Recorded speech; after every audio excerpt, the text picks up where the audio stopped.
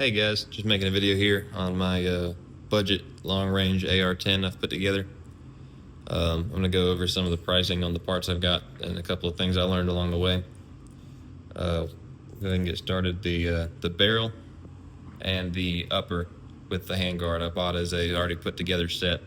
It was $520 off of Gunbroker. The barrel is a Wilson Combat Super Sniper 20-inch stainless steel fluted barrel. The upper is a DPMS Gen 3 pattern. I'm not sure on the brand, but it came with the barrel, and that was again $520 on Gunbroker. The lower, it is an actual DPMS brand. Lower, I got it as a stripped lower from Gunbroker for $110. We got an Amanda 2 magazine. It was around $25. I believe I got it from Amanda 2. The scope, it is a Monstrum Tactical 5-30.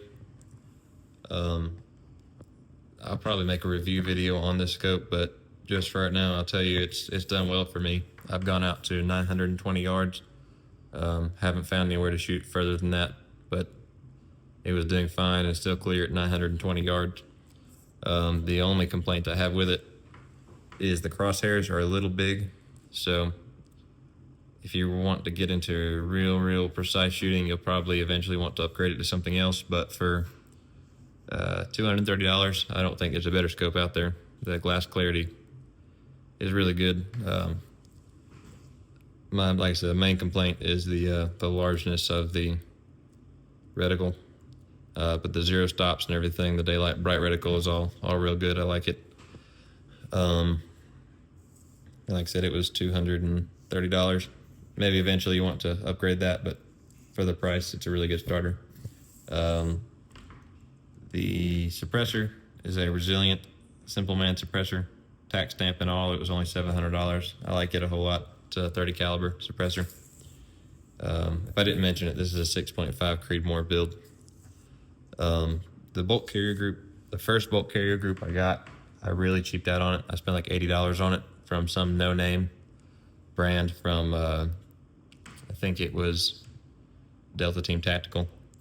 And it wasn't cycling, and it eventually stopped shooting, and I couldn't figure out why. So I took it apart, and the firing pin was all messed up on the end. And so then I ended up turning it and getting a Rise Armaments bolt carrier group for around $150, which is still pretty cheap, but it's been working well for me several hundred rounds later. The buffer tube kit was $43. I did buy an AR-10 specific buffer tube kit, and I was having some cycling problems. And I ended up taking the spring out and looking at it, and it was actually shorter than my AR-15 buffer spring. So I ended up ordering a CAC Industries AR-10 buffer spring, and that solved all of my cycling problems. Got a Magpul stock there. That was from Bass Pro for $40, I believe. Magpul bipod, it was $100. If you're shooting any kind of long range, you definitely want a bipod. This one's been working well for me. Grip, $25 Magpul grip. Let's see what else we got. We got the charging handle. The charging handle was $36 off of Gunbroker. I don't even know what brand it is. It's just an ambidextrous charging handle. The trigger is technically a $200 Geisley trigger, but I did not buy it. It actually shipped free to me from PSA when I ordered some ammo during a St. Patrick's Day sale, I think. So probably would not have put a Geisley trigger in it just because it was a budget build, but I definitely recommend it after having shot with it. The lower parts kit that I put in this gun, I think, was about $45, and that's just all your takedown pins and your detents and springs and such. And you definitely do not need a flashlight on it, but I just got an O-light with a O-light pressure pad there on that one. Don't need it. I just like it on there. And like I said, I've taken this thing out to 920 yards so far without problems. Definitely want to push a little further. I have gotten sub half MOA performance out of this gun. I'll add a video of me shooting it here in this video, but I'm getting less than half-inch groups at 100 yards out of this gun, and that's holding out as I go further and further out. Like I said, I'm still hitting silhouettes at 920 yards pretty consistently with this gun, so I've been very happy with its performance. All in all, the total was about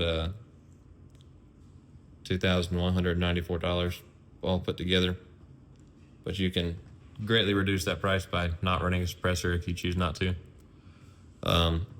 If you're gonna recreate this build and just go as cheap as you can, I would buy a good barrel right off the bat, because that's the main thing that's going to contribute to your accuracy, and then a halfway decent scope.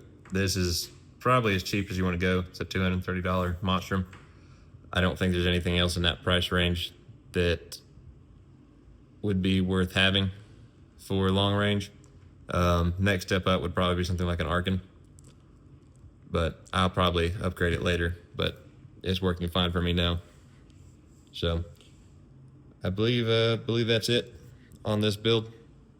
I'll clip a couple of videos of me shooting it and the groups I'm getting, but there will definitely be more videos on this build and taking it out to longer distances. So thank you guys for watching. This scope, I'll have a link to it in the description.